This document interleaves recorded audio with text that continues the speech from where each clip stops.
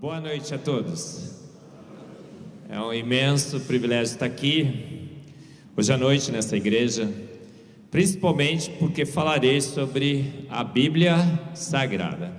Você trouxe sua Bíblia aí, irmão? Trouxe? Levanta aí então, mas mantenha levantada. Mantenha levantada. Você trouxe o celular, vou deixar você levantar também, tá bom?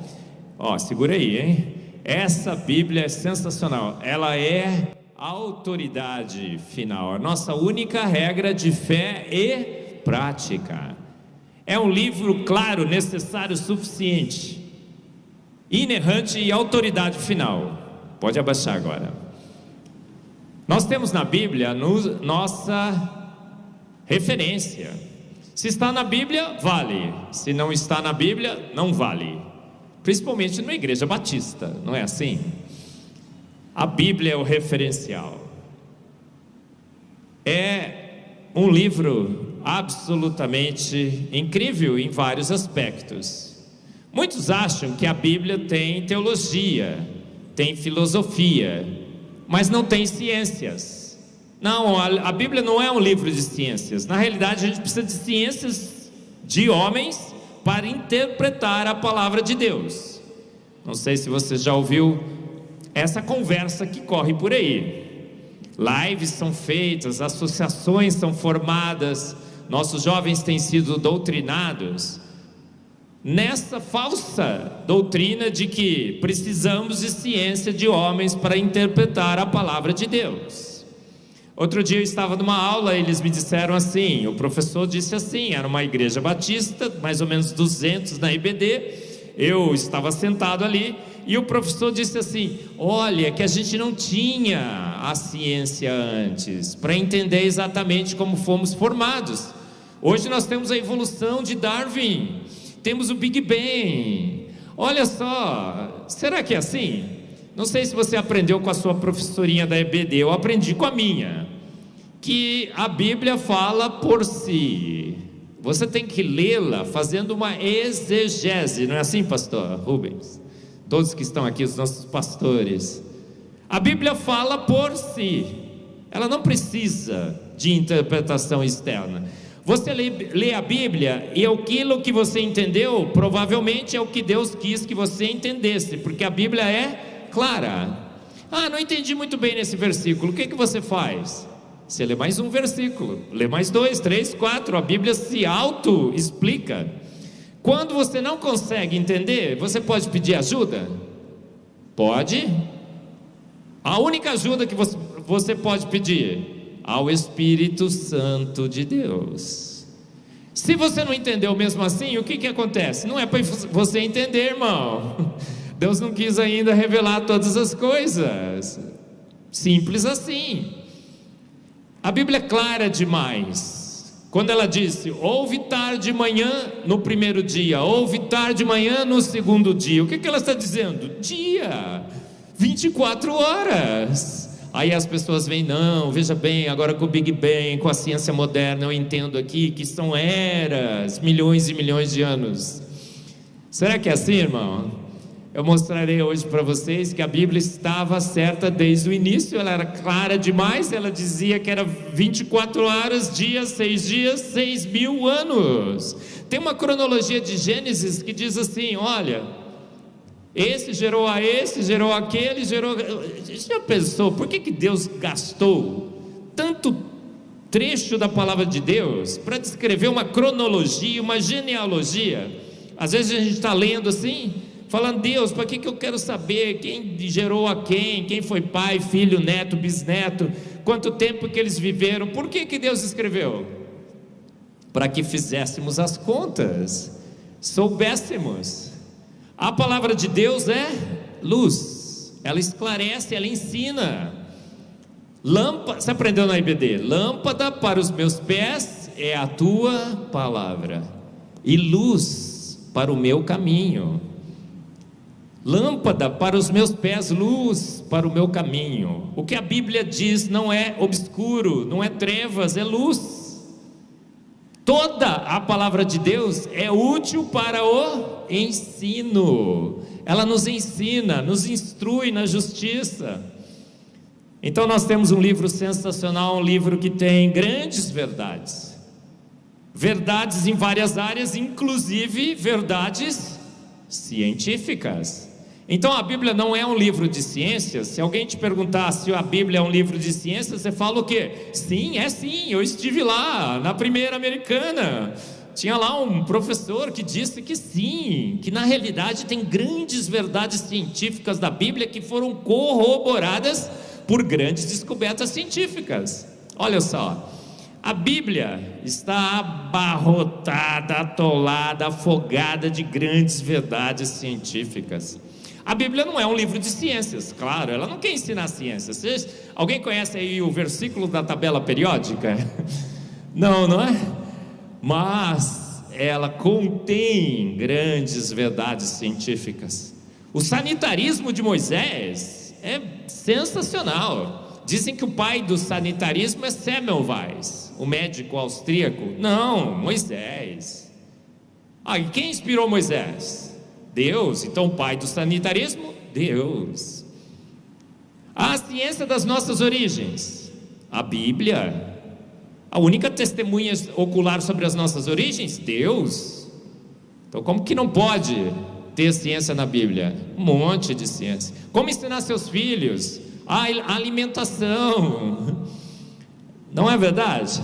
E viu Deus que era bom. Parece que não tem alimento ruim, né? A gente só tem que controlar. Não podia comer banha, né? Agora olha que coisa boa. Ovo não pode. Tem que comer margarina sintética, não? Manteiga, a melhor. Ovo não podia comer que causava colesterol. Hoje a gente sabe que o ovo é o melhor alimento do mundo. Pode comer quantos ovos você quiser, desde que você aguente, não é? Também não coma tanto, né? Também até a água mata, né? Sabia? Muita água. A Bíblia é sensacional. Tem muitos que acham que a Bíblia diz que foi Deus que fez, mas não diz como Deus fez. Eu nunca vi uma declaração mais equivocada do que essa. Irmãos, a Bíblia está também atolada, abarrotada de versículos que dizem exatamente como Deus fez, o quanto tempo Ele demorou, o material que Ele usou. Salmos 33:9 diz: porque Ele falou e tudo se fez, Ele ordenou e quanto tempo demorou? E o logo ali no hebraico é assim, de pronto, imediatamente tudo foi formado. Aí parece que sempre foi assim, não é? Jesus chegou lá para Lázaro e falou: Lázaro, lenta, gradual e sucessivamente ao longo de eras, saia para fora. Foi assim? Lázaro, saia para fora. Quanto tempo demorou? Absolutamente no mesmo momento ele saiu. Eu até brinco, né, pastor Rubens? Ele deve ter saído bem mais bonitão, né? Era careca, já saiu cabeludo, né? Quando Deus restaura, Ele restaura para valer. Eu fico achando, né? Não sei. Ninguém tirou uma foto do... Quando Jesus disse: haja vinho, houve vinho. Não é assim? Irmãos, esse livro é um livro sensacional, magnífico. Um livro com grandes verdades, inclusive verdades científicas. Você tem o privilégio de ter nas suas mãos esse livro que conta a história do universo desde o seu início, aonde estávamos, onde estamos e para onde vamos. Irmão, você acha que a Jerusalém celestial existe? Você acha? Eu não acho, eu tenho certeza. Andaremos em ruas de ouro com o nosso mestre Jesus. Conhece a música, né, irmãos? O hino sensacional: Jerusalém, Jerusalém, eu vou andar em ruas de ouro com o meu mestre Jesus. Por que eu tenho certeza que a Jerusalém celestial existe? Sabia que a Bíblia cita várias e várias e várias cidades? Muitas e muitas cidades. E que muitas das cidades da Bíblia, a história começou a estudar o passado da terra e disse: não, essas cidades nunca existiram, invenção da palavra de Deus. Olha, essa cidade não existiu, essa cidade, esse rei e tal e tudo mais. O que aconteceu? Dia após dia, investigação após investigação, ciência após ciência, a verdade que foi enfatizada no avanço da ciência é que a Bíblia tinha razão, tem razão e sempre terá razão. Encontraram evidências de todas as cidades descritas na Bíblia. Então, se todas as cidades descritas na Bíblia existiram, por que eu duvidaria da Jerusalém celestial? Não é assim? Porque a nossa fé até é uma fé muito facinha, é uma fé atolada, abarrotada de evidências. Por que Jesus fez seus milagres, pastor Rubens? Para que crescêssemos que Ele era o Cristo. As profecias foram escritas para que entendêssemos que era Jesus. E a nossa fé então, ela é 100% alicerçada em razão. Irmãos, alguém crê aqui em ET, fada madrinha, doente, chupa-cabra? Diz que está enterrado lá no Instituto de Química da Unicamp, né? Pode? Alguém crê nisso? Absolutamente não. Se alguém convidar você para subir num prédio bem alto e falar assim: olha, acabei de desenvolver essas asas, pode vestir e voar. É um projeto com as organizações Tabajara, né? Lembra? Você pularia, irmão? Absolutamente não. Por quê? Porque a sua mente não deixa. A gente tem uma mente racional. A Bíblia diz que a fé é o firme fundamento. Estais sempre prontos a dar a razão da vossa esperança. A fé é o firme fundamento. Então nós cremos porque entendemos que devemos crer. Não é uma fé pela fé, não é fideísmo. A fé cristã é completamente diferente. E a gente crê na Bíblia por quê? Porque a Bíblia dá provas de ela ser um livro sobrenatural. Deus fez questão de rechear a Bíblia de ciência para que descobríssemos que a ciência de fato é verdadeira, a ciência da Bíblia. E em muitos conflitos com a ciência, o que Deus faz? A Bíblia diz que acontece assim: quando os ímpios, os incrédulos duvidam da palavra de Deus, o que Deus faz? Ele ri, porque Ele sabe que dia após dia a verdade será revelada. Grandes verdades bíblicas que foram confirmadas com grandes descobertas científicas. Então você está pronto? Nós vamos passar por 7 delas. Não sei se você duvidava se a Bíblia tinha ciência. Hoje você vai descobrir que ela tem muita ciência, várias áreas. E essas grandes verdades da Bíblia, toda vez que houve um embate com a ciência, a Bíblia e a ciência, quem ganhou esse embate? Será que o placar está 7-1, pastor Rubens? Não, está bem pior. Está 70 vezes 7 vezes 7 vezes 7 a 0. A Bíblia nunca perdeu um embate. Nunca perdeu. Então nós podemos confiar na Bíblia? Sim. É uma fé? Não, é razão. Você pode entender que a Bíblia é a palavra de Deus e confiar plenamente nela, pela razão, não pela emoção. Não pela uma fé pela fé, mas uma fé baseada em evidências. Vocês têm que estar sempre prontos a dar os argumentos, as evidências da sua fé. Então vamos lá, olha gente, no início a Bíblia diz que disse Deus, haja luz, e houve luz. Irmãos, o nosso Deus é o Deus de luz, não de trevas. É um Deus que esclarece, um Deus que ensina, um Deus que conta as verdades, não conta alegorias. Gente, tem gente que acha que a Bíblia tem poesia, que Gênesis é alegoria. Gênesis é alegoria? 99,8% dos verbos e das palavras de Gênesis são usados em hebraicos para descrever fatos, não poesias. Como é que pode ser alegoria? Os textos de Gênesis são claros, são precisos, é um relato técnico, consistente e coerente. O dilúvio bíblico, em 4 capítulos da Bíblia, um texto totalmente coerente, consistente, sóbrio, descrevendo fatos, não boatos. A Bíblia, portanto, descreve verdades, luz. A Bíblia descreve luz. Mas a ciência, que nasceu com a percepção de que havia um Deus, os grandes da ciência, que eram homens que criam em Deus, ela teve um desvio no seu percurso. Em 1859, Darwin escreveu o livro A Origem das Espécies. Depois surge a teoria do Big Bang e tudo mais, e o pessoal fica achando, não, a Bíblia é alegoria, boato. Na realidade, nós viemos de um processo evolutivo, lenta, gradual e sucessivamente, como Darwin um dia ousou propor, naquela sopa ácida, escaldante, venenosa, surge a nossa tataravó, a ameba primordial, que vai evoluindo, passa pelo chimpa, que é até humano, até dar em você, é uma ameba evoluída, não é assim que nos contam? Olha, eu sempre começo minhas palestras fazendo assim: olha, se nós somos amebas evoluídas, você já cumprimentou a ameba evoluída que está do seu lado aí? Então faça isso hoje à noite, fala assim: olha a amebinha, amebão, boa noite, bem-vindos à primeira de Americana. Vamos lá, gente, cumprimenta, olha para a ameba aí do seu lado, né, pastor? O que você achou? Irmãos, disseram que nós éramos amebas evoluídas. Aí surge uma outra ideia: não, o Big Bang formou o universo. Mas aí o que Deus fez? Falou: para com esse negócio, haja luz também na ciência. Deus dá corda para teorias de homens, mas depois de dar corda, o que Deus faz, pastor? Ele puxa. Ele dá corda, depois ele puxa. E a gente tem visto na ciência moderna que Deus deu corda e hoje Ele está puxando.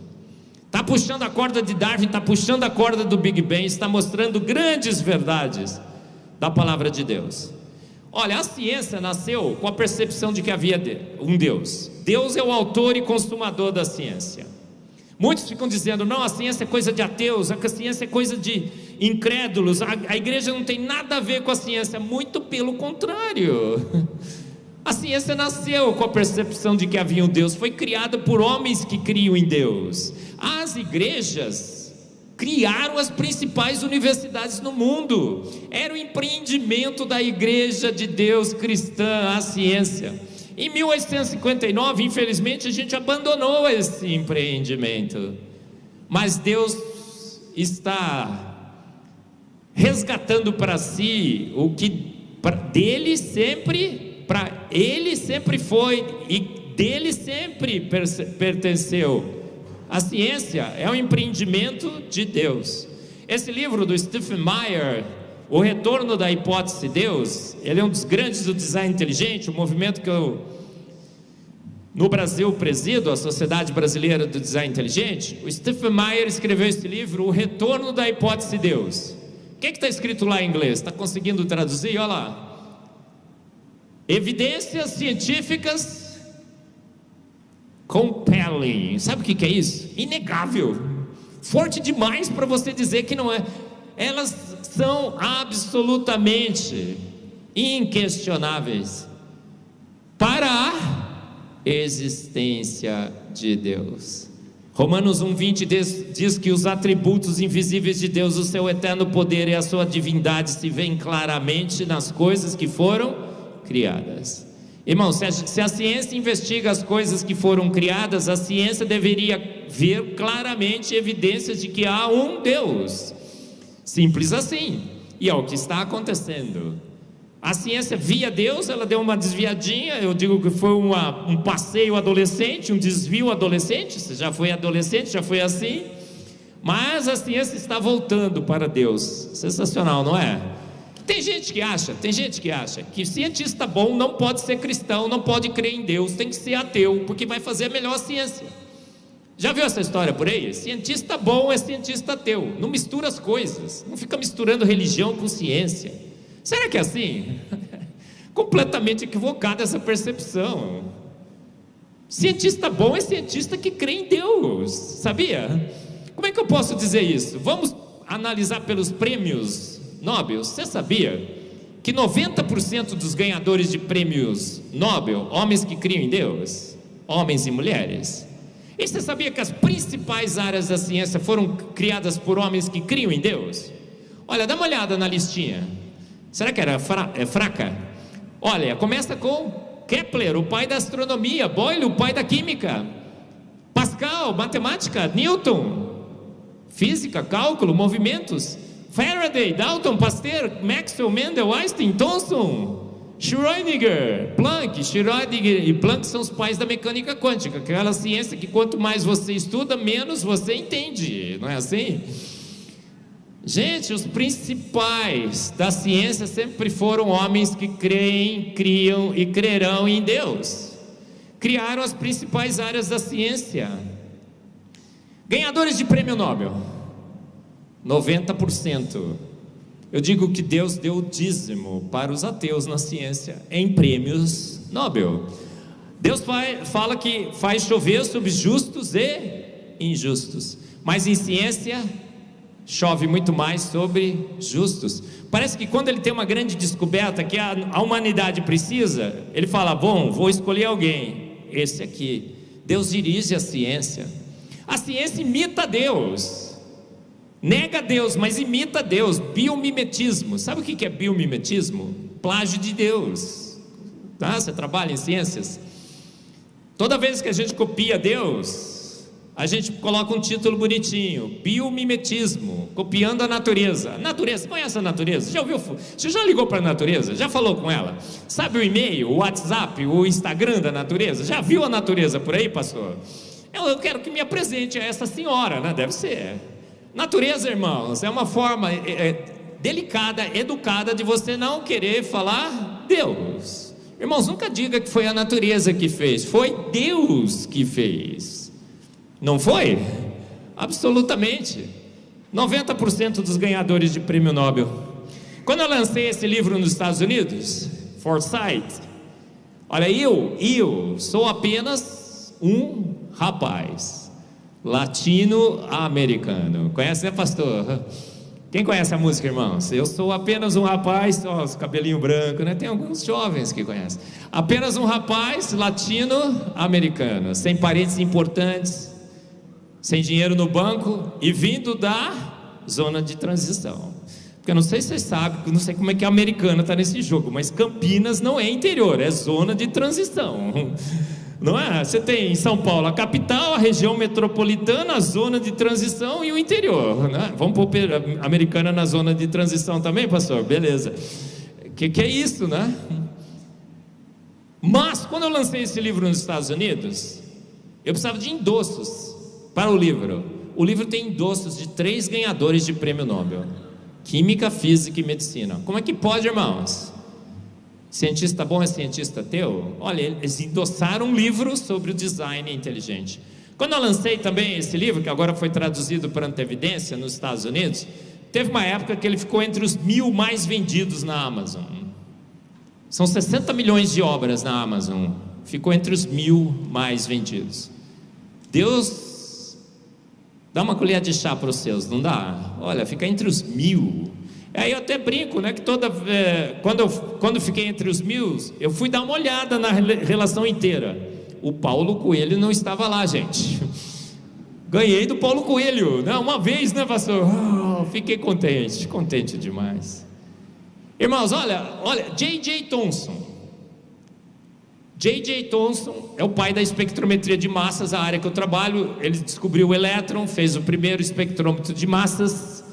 E J.J. Thomson ganhou o prêmio Nobel, o filho dele ganhou o prêmio Nobel, 7 dos seus alunos ganharam prêmios Nobel.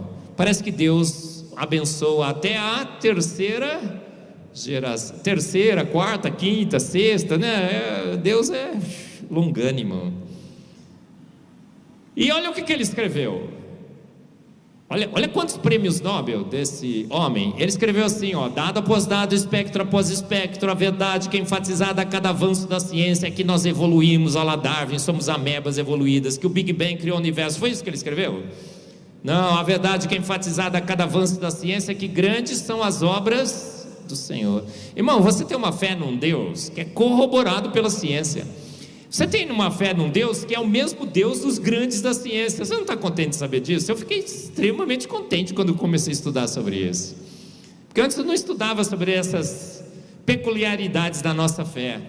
Cremos num Deus que é o mesmo Deus que os grandes da ciência creem. Os ganhadores de prêmios Nobel creem no mesmo Deus que você. Olha só, como é que podem dizer que nós somos negacionistas, né? Somos fanáticos, cremos numa coisa totalmente desprovida de razão, absolutamente inconsistente essa crítica. Cremos num Deus que é o mesmo Deus dos grandes da ciência. Apenas 10% de prêmios Nobel para os ateus. Então, olha, eu falei que nós vamos passar por grandes verdades científicas da Bíblia que foram confirmadas pela ciência. Deus disse que você evoluiu, lenta, gradual e sucessivamente. Deus disse que Ele escolheu um casal de humanoides quando estava a evolução ocorrendo e soprou neles o fôlego da vida, como uma associação hoje faz propaganda em todas as igrejas. Tem grupos de estudos que estudam sobre isso. Tem pastores que são convidados para congressos para dizer: olha, escolheu um casalzinho de humanoides, a evolução ocorreu, Darwin é amigo de Deus. Foi isso. É assim que a Bíblia ensina? Não, a Bíblia ensina uma história totalmente diferente, não ensina? Olha, Gênesis 1:26. Eu poderia citar vários e vários versículos, citar alguns rapidamente. E disse Deus. Olha, a Bíblia não diz como nos fez? Como é que pode? Claro que sim. E disse Deus: façamos. Por que está no façamos, no plural aí? Porque é o Deus Pai, Deus Filho e Deus Espírito Santo. Foi uma reunião que eles fizeram. Os três reunidos disseram: façamos o homem, a imagem de chimpanzé, a imagem de amebas. Foi assim: façamos o homem à nossa imagem, conforme a nossa semelhança, e domine sobre os peixes do mar, e sobre as aves dos céus, e sobre o gado, e sobre toda a terra, e sobre todo o réptil que se move sobre a terra. Aprendeu, irmão, como é que você foi feito? A Trindade se reuniu naquele grande momento da história e disse: faremos o homem. E quando eles disseram façamos, o que aconteceu? Foi feito. Ele fala e acontece. Façamos, você foi feito pronto. Será que essa grande verdade científica foi confirmada pela ciência? Aí você fala assim: Marcos, está provado, eu sou 99% parecido com os chimpanzés, a evolução formou o homem, desde aquela ameba primordial. Será? Não. Olha mais outro versículo: e formou o Senhor Deus o homem do pó da terra. Você foi formado de chimpanzé numa evolução? Numa transformação? Não, você foi formado da onde? Do pó da terra, e soprou-lhe nas narinas o fôlego da vida. Não tinha vida? Teve vida com você. E o homem tornou-se alma vivente. O pó da terra, muitos dizem, inclusive, quando você vai ler o hebraico, à luz da química, parece que são os elementos que só tem na terra. O Elon Musk quer levar a gente para Marte, né? Marte não tem todos os elementos essenciais para a vida. Você sabia disso? Você comer um alface de Marte, o que vai acontecer? Falta nutrientes nesse alface, mesmo que eles consigam. Então parece que ele nos formou dos elementos que temos na terra. Olha só, então a gente foi feito pronto, não foi? Ele disse façamos, e nos fez. E será que essa verdade, essa grande verdade, tem sido confirmada pela ciência? Absolutamente sim. Disseram que você era parente de chimpanzé, que o nosso genoma era parecido, que a gente tinha um monte de evidências de que você evoluiu naquela árvore da vida. Começamos a estudar, eu falo sobre isso no meu livro Fomos Planejados, do duelo científico do século, na evidência também. E o que a gente descobriu? Nós somos de 7 a 44% diferente em genoma dos chimpanzés. O melhor número que eu encontro nos artigos científicos é 33%. Irmão, você é 1 bilhão de pares de bases diferentes no genoma dos chimpanzés. 1 bilhão de pares de bases. Você é 67% diferente em proteínas, e a gente sintetiza 5 milhões de proteínas. Você é 67% diferente em telômeros, 100% diferente no número de cromossomos. Eles têm 24 e nós temos 23. Você sua pela pele, eles suam pelos pelos. Sabia? Se um chimpanzé se põe no calor, eles têm estresse térmico. A gente não, de boa, a gente transpira pela pele. O cromossomo Y é 100% diferente. A fala e o raciocínio dos chimpanzés é totalmente inferior a dos humanos. Pastor, outro dia teve um amigo meu que ia para os Estados Unidos, falou que tinha aprendido inglês. Eu falei: aprendeu? Rapidinho. Eu falei: nossa, quanto que você aprendeu? Uma palavra só. Eu falei: uma palavra só? Que palavra é essa? Ele falou assim: beer, né? Beer, cerveja. Com o resto eu me viro. Pela lógica da cerveja, o chimpanzé devia falar que palavra, pastor? Banana, né? Alguém já ouviu algum chimpanzé falando banana? Você nunca ouviu e você nunca ouvirá. Sabe por quê? Porque nós temos um chip de fala no nosso cérebro, uma região com neurônios específicos que controla a nossa fala. O nosso cérebro é 2 vezes maior que o cérebro, 4 vezes maior que o cérebro do chimpanzé. Nós somos 2 vezes mais altos. Não há a menor possibilidade. A fala e o raciocínio dos seres humanos, o QI médio do ser humano é 100. O chimpanzé sequer consegue sentar na cadeira para começar o teste. Ora, eu não quero menosprezar o chimpanzé, né? Como Suassuna falou, não vou citar nem a 9ª sinfonia de Beethoven para não humilhar os chimpas, não foi? Tem um vídeo sensacional do Ariano Suassuna que ele fala isso. Mas somos a coroa da criação, de honra e majestade o coroaste. A Bíblia diz. Olha, irmãos, então essa é uma grande verdade científica. Não temos parentesco nenhum com os chimpanzés, e todas as evidências mostram que nós fomos feitos homens. Chimpanzé sempre foi chimpanzé e homem sempre foi homem. Humanos, milhares ou milhões de anos? Muitos acreditam que os humanos estão na Terra já há milhões de anos.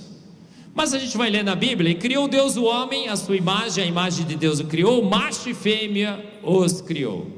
Aí você vê a genealogia e cronologia de Gênesis, faz as contas, dá 6.000 anos. Aí você fala: poxa vida, quem está certo? É a Bíblia ou a ciência? Não, então vou ter que colocar um gap aqui, né? Gênesis 1, 2, 3, tem um gap aqui. Irmão, se tivesse gap, a Bíblia estaria escrito assim: criou Deus o mundo, e ele parou e descansou por milhões de anos. No versículo 3 fala: depois de milhões de anos, Deus volta a interferir na sua criação. Absolutamente improvável esse gap. Então a Bíblia fala que estamos aqui há 6.000 anos. A ciência, milhões de anos. Quem está certo, pastor? Quem está certo? A ciência ou a Bíblia? Deus disse: haja luz na ciência, e ele falou: vou criar a genômica, o sequenciamento do genoma humano. Não sei se você acompanhou, demoraram mais de 20 anos para sequenciar o genoma humano, mas o genoma humano foi sequenciado, e Deus falou: agora vão fazer a prova, vão analisar o genoma e vão descobrir há quanto tempo faz que o homem está na Terra. Foi exatamente isso que eles fizeram. Sabe o que eles começaram a analisar? Perceberam pelo genoma humano que a cada geração os nossos filhos têm de 50 a 100 mutações a mais deletérias que os seus pais. Os filhos têm 50 a 100 mutações deletérias a mais que os seus pais. Então que nós estamos genomicamente evoluindo. Sabia disso? Seu filho é mais debilitado que você no seu genoma. O genoma está ficando tão debilitado que se Jesus está demorando para voltar, né, pastor? Mas ele não pode demorar muito, sabia? Porque senão não vai ter mais o que resgatar. Tem uma previsão que daqui a 10 anos, entre 4 filhos, 1 será autista. Parkinson, Alzheimer, grandes doenças que estão se acumulando pela degradação do nosso genoma. De 50 a 100 mutações. Sabe como foi uma grande verdade bíblica que foi confirmada pelo genoma? A longevidade dos patriarcas. Você já percebeu que os patriarcas viviam 900 anos até Noé? Quando chega em Noé, é um decaimento exponencial. A genômica moderna explica isso. Até Noé era uma raça genomicamente pura. Poucas gerações conseguiriam chegar até Noé. Adão quase que entrou na arca. Não foi? Um pouquinho mais ele conseguia. E aí o que acontece? Muitos casamentos, sim, mas entre seres genomicamente puros, ou poucas mutações. Mas quando entra Adão, Adão não, né? Quando Adão não conseguiu. Quando entra Noé e seus filhos, uma única família é responsável pela reprodução e a preservação da raça humana. E aí nós temos o que conhecemos hoje em genômica moderna como um gargalo genético. Por isso que primo não pode casar com primo. Não deveria. não seria prudente, mas às vezes a gente, né, dá uma puladinha nessa regra e pede a misericórdia de Deus. Aqui em Araras teve uma família que se isolou numa fazenda, começaram a casar entre si, foi uma desgraça, morreram, né, câncer e tudo mais. A longevidade começa a decair. Você já percebeu que a Bíblia descreve a longevidade de todos os patriarcas bonitinho? Sabe por quê? Porque ele falou assim: vão fazer o teste, vão descobrir a genômica, vão descobrir o gargalo genético. E o decaimento da longevidade dos patriarcas é um gargalo genético exponencial que bate absolutamente quase que 100% com os gargalos genéticos da genômica moderna. A Bíblia, mais uma vez, sendo corroborada pela ciência, a longevidade dos patriarcas. Mas foi só isso? Não, descobriram que tem um DNA específico na mitocôndria. O DNA mitocondrial é aquele DNA que a gente só ganha da nossa mãe. Foram fazer agora o sequenciamento do DNA mitocondrial, porque o genômica evoluiu muito, não é? Por design inteligente. E hoje nós temos sequenciamentos genômicos que podem ser feitos em horas, poucas horas. Antes eram 20 e 25 anos. Sequenciaram o DNA mitocondrial, descobriram que todos nós viemos da mesma mulher. E a mulher foi chamada de Eva mitocondrial. A própria ciência chamou de Eva mitocondrial. Sabe por quê? Porque a ciência está se aproximando da palavra de Deus. Os primeiros cálculos indicaram que essa Eva mitocondrial teria vivido há 200 milhões de anos. Depois saiu um novo artigo, refizeram os cálculos. Todos nós viemos da mesma mulher que habitou esse planeta há 6.000 anos. Sabe de onde veio? Porque você pode traçar genomicamente hoje a movimentação dos humanos na Terra. Ela habitava o noroeste da África. Irmãos, aonde é o noroeste da África? Você aprendeu na EBD? Noroeste da África é Armênia, Montes do Ararat, aonde a gente acha que a Arca de Noé pousou, não, né? Pousou de avião, né? Atracou. Olha que sensacional. Descobriram também que a gente tem cromossomos X e Y. Fizeram o sequenciamento do cromossomo Y. Sabe o que descobriram? Todos nós viemos do mesmo homem que habitou a Terra há 6.000 anos. E ele habitava onde? Noroeste da África. A teoria hoje mais aceita sobre as origens dos humanos é out of Africa. Viemos da África. E os cálculos todos indicam há 6.000 anos. Sabe como é que a ciência tentou escapar desse grande vexame? Eles disseram assim: olha, tinha um monte de humanos, foram morrendo, só sobrou esse casalzinho no norte da África. E aí eles tiveram sorte, não morreram e começaram a reproduzir de novo. Gostou dessa explicação, irmãos? Maldito o homem que confia no homem.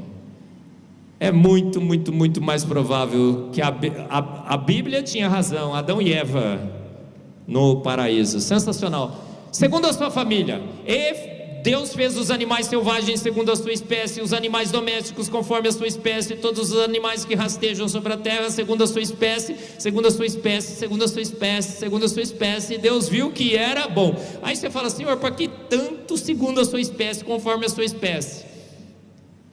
Porque Deus quis que nós fizéssemos a prova. Ele quis deixar claro que o limite da diversificação são as espécies da Bíblia. Sabe o que nós descobrimos? A espécie da Bíblia é a família. Darwin disse que não, a gente veio de uma ameba primordial que foi se diversificando em todos os gêneros, famílias, a taxonomia inteira da vida. Mas esse homem, Michael Behe, lançou esse livro recentemente, A Involução de Darwin, que eu tive o privilégio de traduzir. O Michael Behe. E o que esse livro mostra? Todos os experimentos da ciência moderna mostram que o limite da diversificação está nas famílias. Olha assim: espécie, gênero e família. Depois vai subindo na taxonomia. Gente, o limite da diversificação, a família. O que isso significa? Parece que a Bíblia de novo estava certa. Deus criou os animais, todos os tipos de vida, segundo as suas famílias. A espécie da Bíblia é a família hoje da biologia. Quem estava errado? Quem errou? A biologia, é óbvio. A Bíblia escreveu primeiro, certo? Concorda, pastor? A biologia que criou um termo diferente para a espécie. A espécie da Bíblia são as famílias hoje da biologia. Ou seja, Deus criou o casal original de caninos. Esse casal original de caninos se diversificou em cães, coiotes, lobos. Essa é a diversificação que nós observamos. Mais um grande gol da Bíblia, mais uma grande verdade confirmada pela Bíblia. Caninos sempre foram caninos. Deus criou um casal original de felinos que se diversificou nos diferentes felinos. Outro dia eu fui no zoológico de São Paulo e fui na seção dos felinos. Aí eu fiquei olhando, cara, falei, tudo farinha do mesmo saco, não é? Você sabe que é felino, a perna é mais comprida, a perna é mais curta, os pelos são mais espessos, menos espessos, as bolinhas são maiores, menores, mas é tudo felino. Deus criou as espécies, segundo as suas espécies, mais uma grande verdade da Bíblia.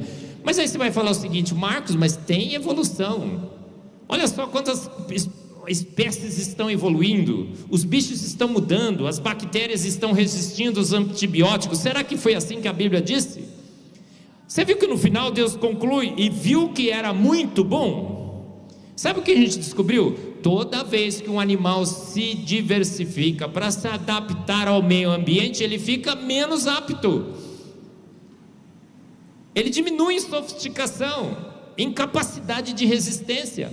Seres evoluídos, entre aspas, adaptados, são menos aptos do que os originais. O selvagem sempre é melhor, porque a Bíblia diz, e vi que era muito bom. Depois do muito bom da Bíblia não dá para melhorar, dá? Se Deus fez muito bom, é o máximo. Aí você vai falar assim, nossa, mas o urso polar, Marcos, evoluiu. Sabe o que acontece com o urso polar? O urso polar é um debilitado mutante. Sabe por que ele é branco? Porque ele perdeu a capacidade de sintetizar um pigmento que deixava o seu pelo marrom ou negro. Sabia que o urso polar também não consegue acumular gordura e hibernar? Ele tem que comer uma foca todo dia. Agora, nos polos, ser branco é bom.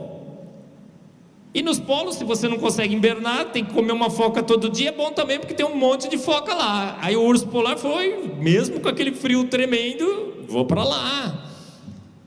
O urso polar, frente ao original, é um mutante debilitado. Mutante debilitado. Toda vez que a gente diversifica, você é branco, branco, branco, alvo como a neve. Você chega em frente ao espelho e diz, Senhor, graças te dou, porque sou branco, alvo como a neve. Começa até a cantar aquele hino magnífico do cantor cristão, não é? Alvo mais que a neve, alvo mais que a neve, sim, nesse sangue lavado, mais alvo que a neve serei. Irmãos, Deus não lavou a sua pele, Ele lavou o seu coração. Se você é branco, branco, branco, você sabia que você é um deficiente, mutante, debilitado? Você perdeu uma benção, irmão. A melanina, que é um protetor solar magnífico. Você é negro, irmão, deu graças a Deus, você não perdeu. Você não perdeu o protetor solar. O negão tem 90 anos, você olha para ele, 35, não é assim? Dá uma olhada ali, né? Olha aquele outro ali, coisa sensacional. Agora, por que ele ficou branco? Porque na Finlândia tinha muito pouco sol, ele teve que perder uma bênção que Deus lhe deu. Agora o negro da África também é um mutante debilitado, porque na África é sol demais, ele teve que carregar demais de melanina. Quando você coloca um negro na Finlândia, o que você tem que fazer? Complemento vitamínico. Então qual é o mais capacitado? O casal original, que era moreno, não é? A Bíblia diz Adão, cor de terra, vermelho. Os indianos provavelmente têm a cor original. Agora, nós temos diferentes cores? Absolutamente não, temos uma cor só, a cor da melanina. Você tem mais ou menos melanina, só isso. O teu cabelo é lisinho porque você tem menos pontes de sulfeto. Agora o negrão, aquele cabelo magnífico, né? Todo encaracolado, protege o cérebro. Ele sua ali dentro, fica um arzinho frio, um capacete com ar condicionado. Não é assim? Sensacional. O que Deus deu é sempre muito bom. É isso que a gente descobriu na ciência que confirma. Ah, Marcos, e os tentilhões de Darwin? Os tentilhões de Darwin, quando veio a seca, mudou o bico. Sim, para que se adaptasse àquele problema. Mas quando choveu, o bico voltou para o original. A gente descobriu então hoje em ciência que o original é sempre melhor. Exatamente como a Bíblia disse, era muito, muito bom. Ciência, ciência, ciência. Muitos confiam na ciência, procuram na ciência a resposta dos seus problemas, a resposta da origem do universo e tudo mais. Mas em Jó 12, de 7 a 10, nós temos um conselho sensacional. Olha, pergunte porém aos animais, e eles os ensinarão, ou às aves do céu, e elas lhe contarão. Fale com a terra, e ela o instruirá. Deixe que os peixes do mar o informem. Quem de todos eles ignora que foi a mão do Senhor que fez todas as coisas? Olha que versículo sensacional. A Bíblia está dizendo: gente, não confie em ciência de homens. Irmão, você colocar a Bíblia numa prateleira e encher de livros de ciências, espera 100 anos, você volta, o que aconteceu?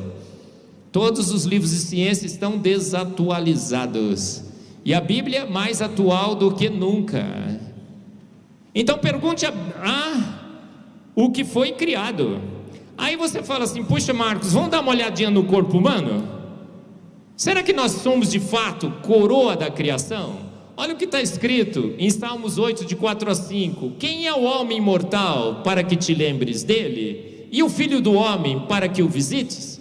Pois pouco menor que os anjos ou fizeste do que os anjos, e de glória e de honra o coroaste.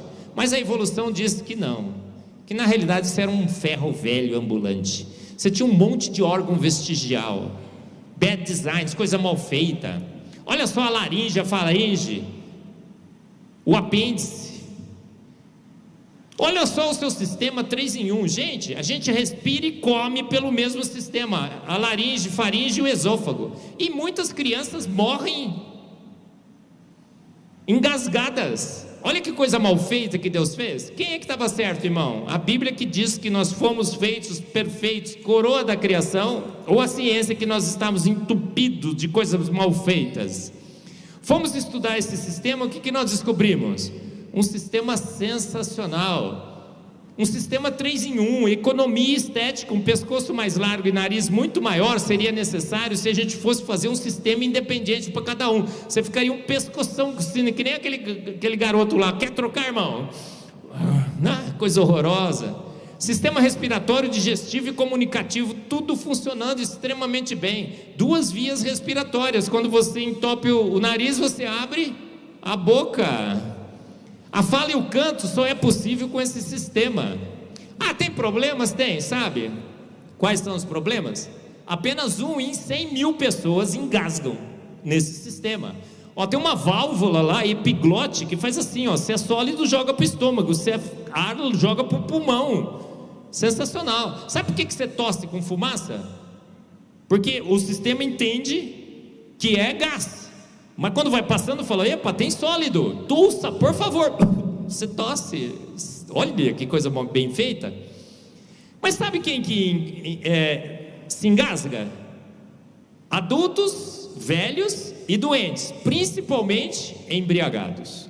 Irmão, o cara bebe todas, né, pastor? Pau d'água, bebe todas, e depois põe culpa em Deus.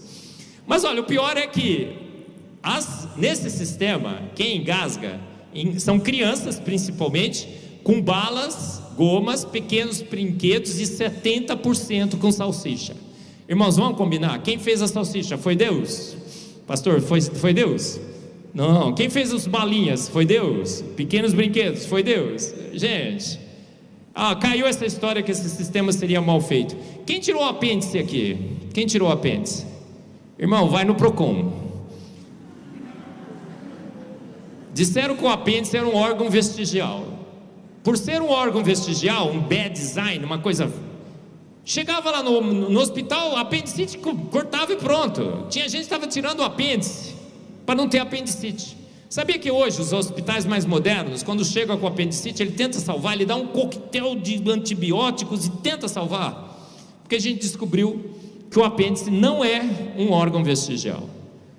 Ele faz parte do sistema imunológico, nos protege de vírus como o Covid.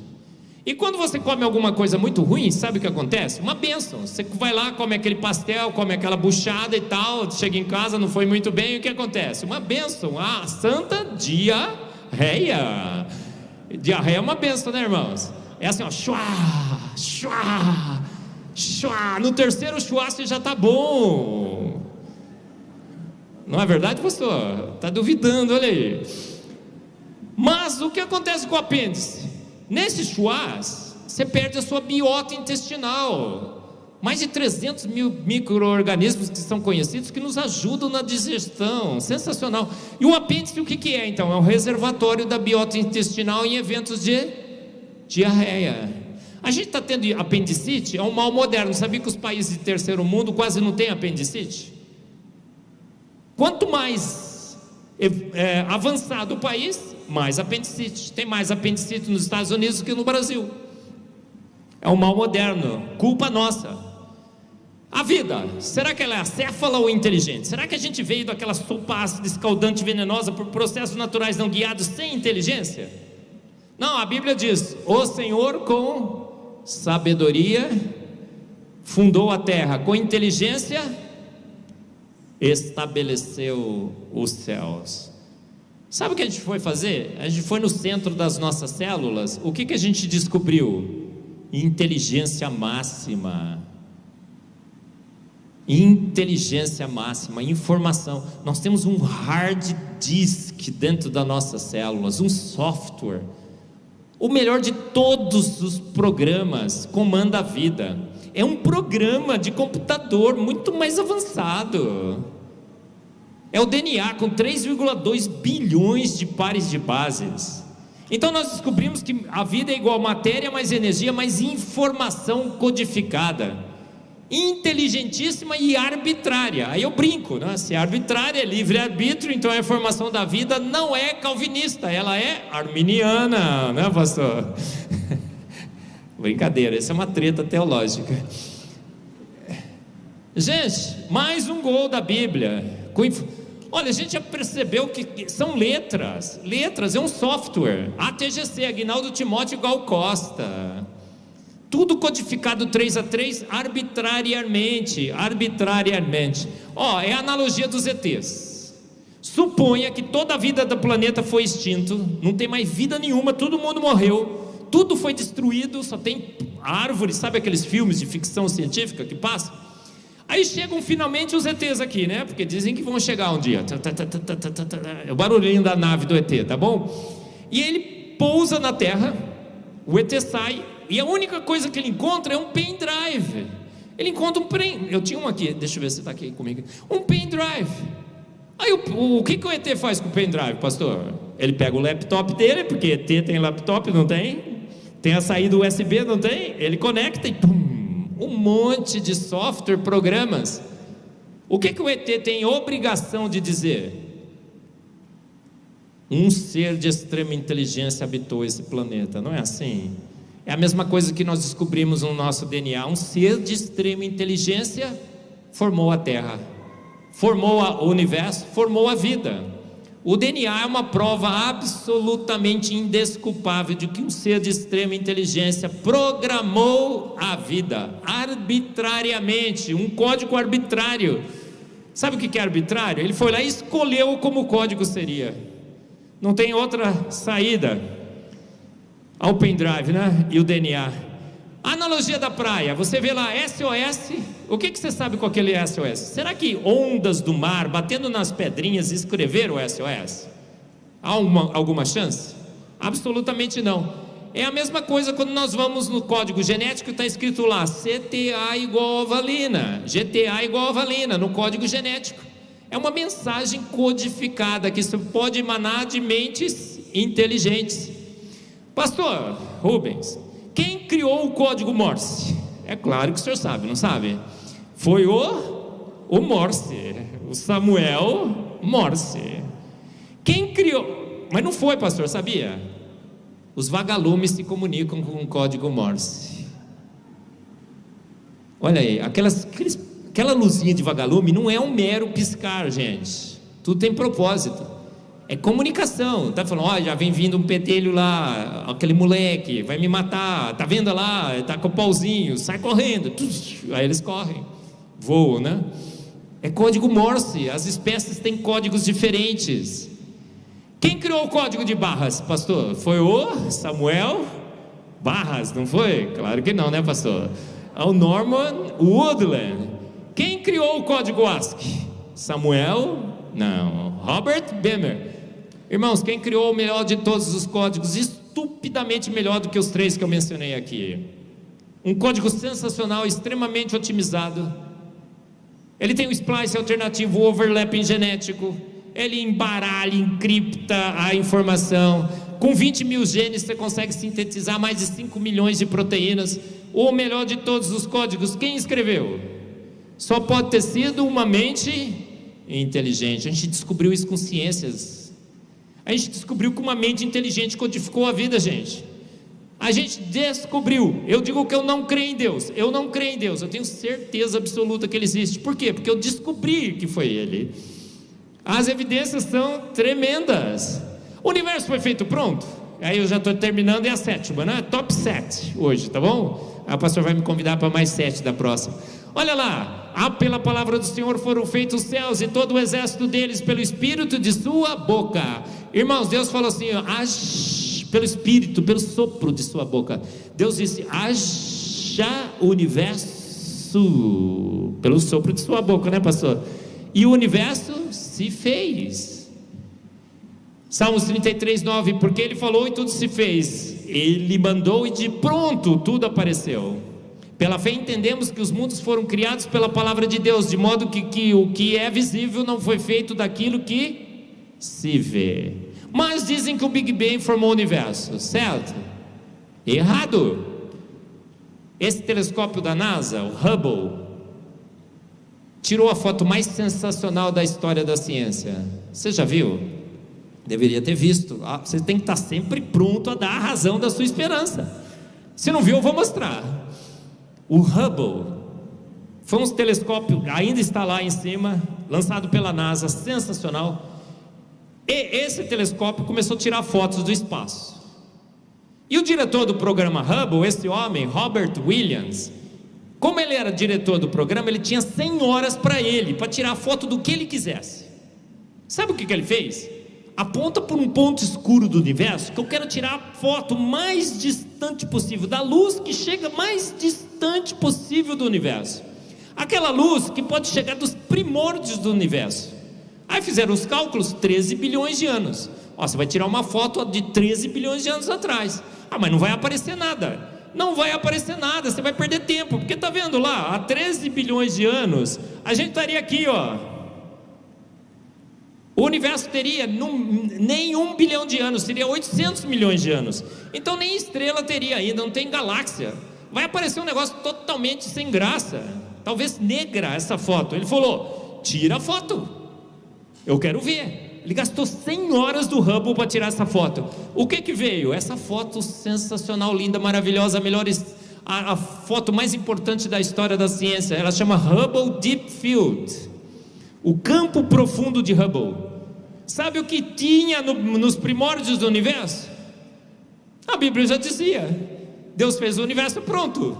Então nos primórdios do universo deveria ter o quê? O universo pronto. Foi exatamente isso que o Hubble mostrou. Está vendo o universo aí? Todas as galáxias estão formadas dos mais diferentes tipos. Elas estão massivas, estruturadas, lisas, coloridas. Temos a foto, irmão, e contra a foto não há argumento. Você aprontou, falou que não, ela veio com a foto, falou, olha a foto aqui, você fala, ih, caiu a casa, né? Não teve jeito. Irmãos, temos a foto, o universo estava pronto. Aí eles falaram assim: não, a gente vai dar jeito nisso aí. A gente vai criar um novo telescópio com detecção no infravermelho, porque esse novo telescópio vai tirar uma foto ainda mais nos primórdios do universo. E a gente vai pegar aquela idade das trevas. Aí não vai ter nada mesmo. Tiraram a foto, irmãos. O Hubble começou a tirar as fotos no ano passado, continua tirando fotos sensacionais. O que veio na foto do Hubble? O universo igualzinho, prontinho. Hoje nós temos a foto mais sensacional da história da ciência, que confirma que a Bíblia estava certa, o universo foi feito pronto. Aí você vai falar assim: Marcos, foi feito pronto há 13 bilhões de anos? Não pode, sabe por quê? Senão o universo hoje já estaria extremamente envelhecido. Mas o universo, a gente olha, está jovem por aí. O que isso significa? Hoje na ciência nós sabemos que o universo foi feito pronto há 6.000 anos, exatamente como a Bíblia sempre disse. Pronto. Irmãos, gostou?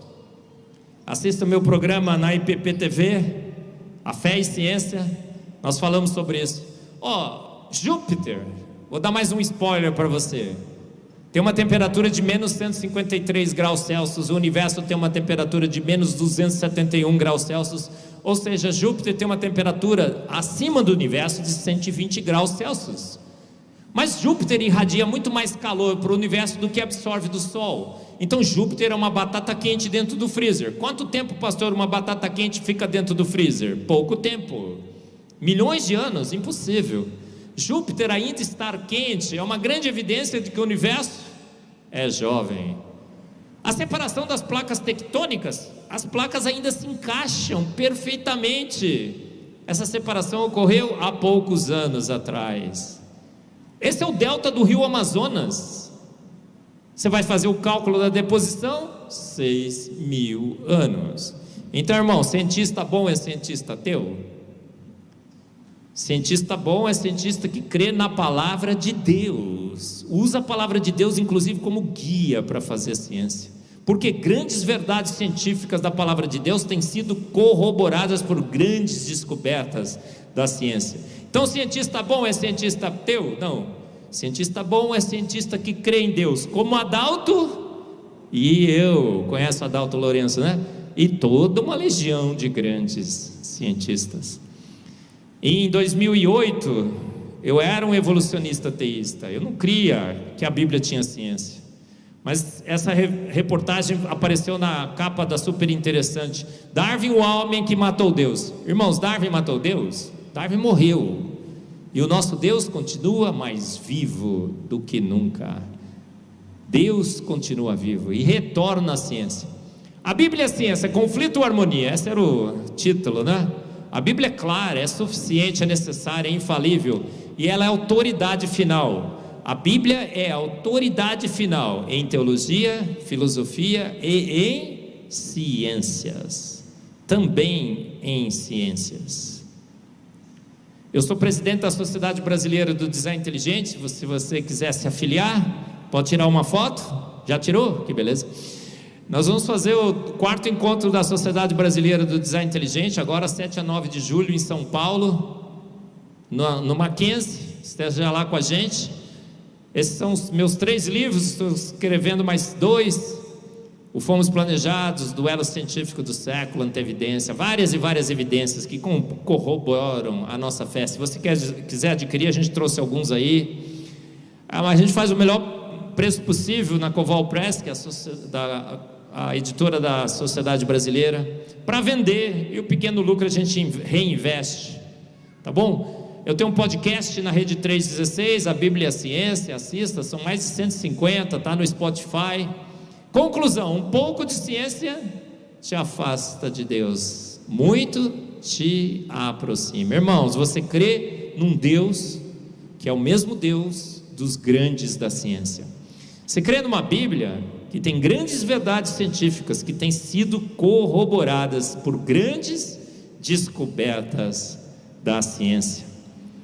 E essa é a minha família linda, maravilhosa. Irmãos, então a esse Deus invisível, mas real, eterno, onipotente, onipresente, onisciente, seja então o nosso louvor, a nossa glória. Você vai para casa hoje sabendo que a sua fé é corroborada pela ciência. Você está do lado dos grandes da ciência, dos que criam em Deus, dos que creem em Deus e dos que continuarão crendo em Deus. Então a Ele toda a glória, ontem, hoje e sempre, eternamente. Amém. Muito obrigado.